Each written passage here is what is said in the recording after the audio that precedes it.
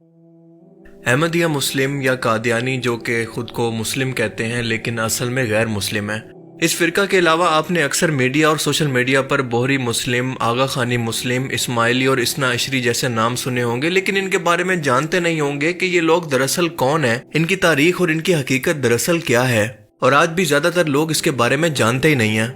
آج کی اس ویڈیو کے اندر ہم ان تمام فرق کو اتنا سمپل اور ڈیٹیل کے ساتھ سمجھیں گے کہ آپ اسے دوبارہ کبھی نہیں بھول پائیں گے۔ یہ بات تو ہم سبھی لوگ جانتے ہیں کہ مسلمانوں کے دو سب سے بڑے گروہ یا فرقہ موجود ہیں، سنی اور شیعہ۔ دنیا میں 80 to 85% سنی مسلم ہیں، جبکہ 10 to 15% ہیں اہل تشیع، جن کو شیعان علی بھی کہتے ہیں۔ اہل سنت اور اہل تشیع کے درمیان سب سے بڑا فرق امامت کے عقیدہ اور کچھ دینی مسائل کا ہے، لیکن بنیادی فرق یہ ہے کہ اہل سنت خلافت کو ایک سیاسی اور دینی نظام سمجھتے ہیں جو کہ امت کے مشورے اور اجماع سے قائم ہوتا ہے، اور اسی لیے ان کے نزدیک خلفائے راشدین کا انتخاب صحابہ کے مشورے سے ہوا تھا، اور یہی بالکل صحیح طریقہ تھا۔ جبکہ اہل تشیع امامت کو دین کا لازمی حصہ سمجھتے ہیں، اور ان کے نزدیک امام اللہ کی طرف سے مقرر کیا جاتا ہے، اور ان کے عقیدے کے مطابق حضرت علی علیہ السلام پہلے امام ہے جنہیں خود رسول اللہ نے اپنا جانشین یا وصی رسول اپنی وفات سے پہلے نامزد کیا تھا اور امت کو ان کے حوالے کیا تھا۔ اس لیے خلافت کا سب سے پہلا حق تھا مولا علی علیہ السلام کے پاس، جو کہ ان سے چھینا گیا۔ اہل تشیع کے مطابق یہ سلسلہ 12 اماموں تک جاری رہے گا، یعنی مولا علی علیہ السلام کو ملا کر قیامت تک ان کے کل 12 امام آئیں گے، جن میں سے 11 تو آ چکے ہیں، اور آخری امام مہدی علیہ السلام ہوں گے جو کہ قرب قیامت کے نزدیک ظاہر ہوں گے، کیونکہ وہ پیدا ہو چکے ہیں لیکن کہیں پر روح پوش ہیں۔ اہل سنت بھی امام مہدی علیہ السلام کی آمد پر یقین رکھتے ہیں، لیکن اس کے بارے میں کہتے ہیں کہ وہ پیدا ہوں گے اور اس کے بعد دنیا کے سامنے ظاہر ہوں گے۔ اہل تشیع فرقہ کے درمیان اماموں کو لے کر کوئی اختلاف نہیں تھا، لیکن جیسے جیسے وقت بڑھتا گیا ایک ٹائم ایسا آیا کہ ان کے درمیان بھی اختلاف ہو گیا، اور یہ اختلاف اتنا شدید ہوا کہ اہل تشیع فرقہ بھی دو بڑے فرقوں کے اندر تقسیم ہو گیا۔ آج بھی اہل تشیع کے اندر تقریباً 85% ہیں اثنا عشری شیعہ، جبکہ 10 to 15% ہیں اسماعیلی شیعہ۔ اس کے علاوہ بھی بہت سارے گروپ ہیں لیکن وہ مائنورٹی کے اندر ہیں، مثال کے طور پر نصیری شیعہ۔ یہ اہل تشیع کا وہ گمراہ فرقہ ہے جس کو اہل سنت اور اہل تشیع دونوں کافر کہتے ہیں، کیونکہ معاذ اللہ اس کا عقیدہ ہے کہ مولا علی علیہ السلام خدا تھے۔ 11 اماموں میں ایک انتہائی اہم نام تھا امام جعفر صادق کا، جن کا سلسلہ نسب آپ خود دیکھ لیں۔ ان کے 7 بیٹے تھے، بڑے بیٹے کا نام تھا اسماعیل اور ایک بیٹے کا نام تھا موسیٰ الکاظم۔ اسماعیل کی وفات اپنے والد امام جعفر صادق سے پہلے ہو گئی تھی، لہٰذا سب کا یہ ماننا تھا کہ اس کے بعد اگلے لیڈر یا پھر اگلے امام ہوں گے امام موسیٰ کاظم، جو کہ امام جعفر صادق کے دوسرے بیٹے تھے۔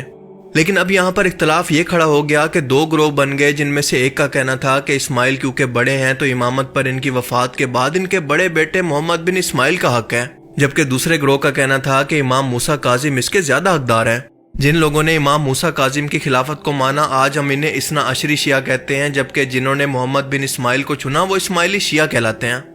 اسماعیلی شیعہ نے افریقہ اور مصر کے اندر اپنی ایک خلافت بھی قائم کی، اور یہ سال 909 کا زمانہ تھا جسے فاطمی خلافت کا نام دیا گیا، جو 1171 یعنی 262 سال تک قائم رہی۔ مصر کے شہر قاہرہ کے اندر واقع انتہائی مشہور اسلامی درسگاہ جامعۃ الزہرا کو فاطمی خلافت کے دور کے اندر قائم کیا گیا۔ ایک وقت آیا کہ فاطمی خلافت کے اندر بھی اختلاف ہوا اور یہ 2 فرقوں کے اندر تقسیم ہو گئی۔ دراصل ہوا کچھ یوں تھا کہ سلطنت کے خلیفہ کا نام تھا مستعلی باللہ اور ان کے بھائی کا نام تھا نزار۔ نزار نے اپنے بھائی مستعلی باللہ کے خلاف بغاوت کر دی، اور نزار کے سپورٹر آگے جا کر آغا خانی شیعہ بنے اور مستعلی کے سپورٹر بنے بوہری شیعہ۔ ایران کے اندر موجود آغا خانی لوگوں نے قصبین نامی شہر کو اپنا ٹھکانہ بنا لیا، اور کئی سالوں تک یہ یہاں پر حکمران رہے، اور بعد میں ایک شخص نے اس فرقہ کو قبول کیا جو کہ بہت ہی مشہور ہوا۔ اس شخص کا نام تھا حسن بن صباح، جس کی فدائیوں کی تحریک سے تو آپ سبھی لوگ واقف ہیں۔ آغا خانی اپنے لیڈر کو امام کہتے ہیں، اور اب تک وہ پرنس کریم الحسین آغا خان فورتھ تھا، جس کی 4 فروری کو ڈیتھ کے بعد اس کا بیٹا پرنس رحیم الحسین نے اس کی جگہ لے لی، جو کہ پرتگال کے کیپٹل لیسبن کے اندر رہ کر آپریٹ کرتے ہیں۔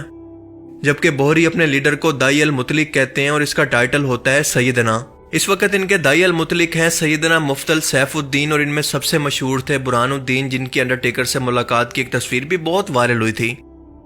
اب یہاں پر ایک انتہائی اہم سوال پیدا ہوتا ہے کہ اگر فاطمی سلطنت مصر اور افریقہ کے اندر موجود تھی تو آج یہ بوہری اور آغا خانی کیسے انڈیا پاکستان کے اندر پہنچے؟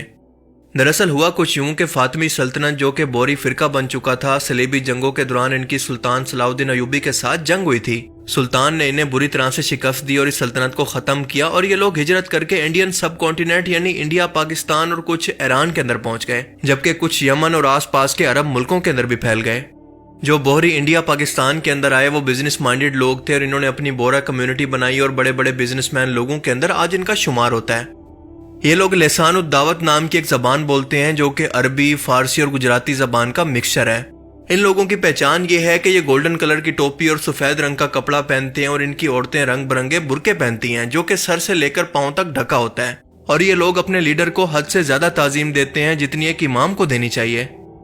جبکہ آغا خانی کا کوئی مخصوص لباس نہیں ہے، وہ ہر ملک کے رواج کے مطابق پہنتے ہیں اور یہ رمضان کے علاوہ باقی کئی تہواروں کے روزے بھی رکھتے ہیں۔ ان کے مطابق امام زمانہ یعنی آغا خان براہ راست طور پر روحانی طور پر ان کی مدد اور رہنمائی کرتا ہے اور دینی احکامات کی تشریح بھی یہی کرتا ہے جسے قرآن و حدیث کے برابر اہمیت دی جاتی ہے۔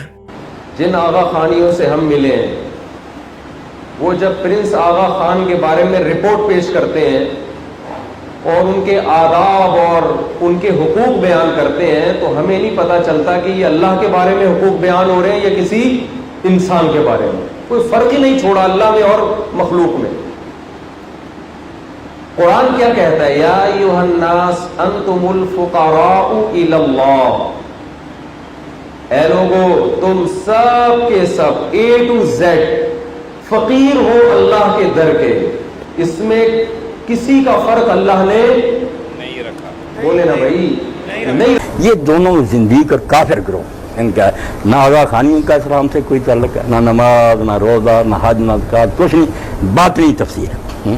آپ پڑھیں گے کسی آدمی نے اللہ کہتا زنا کیا، وہ کہتے زنا کیا، یہ مرد اور اس کے فعل کو کہتے زنا تو یہی ہے کہ جو راز کی بات امام نے بتائی تھی آغا خان نے وہ تم نے جماعت کے باہر کے آدمی کو بتا دی زنا، تشریح سنیں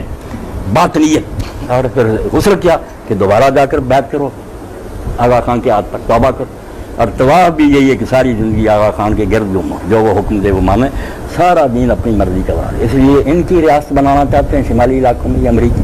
اور ان قادیانی کے وہاں ایک گریٹر کشمیر بن جائے تو ہم وہاں بیٹھ جائیں، ایران، پاکستان، انڈیا، چین ساری دنیا کو تنگ کریں، اسرائیل کی طرح چلیں۔ اس لیے ان کے لیے تڑپ رہے ہیں بوش وغیرہ کہ کیوں ظلم کرتے ہو، یہ دینی گروہ، کوئی دین سے تسلیمی، یہ نامراد ان کے ایجنٹ ہیں۔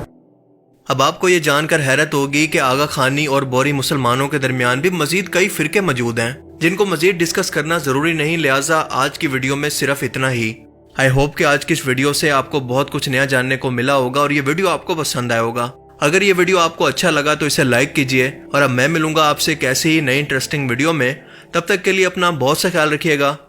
Thanks for watching this video. اللہ حافظ۔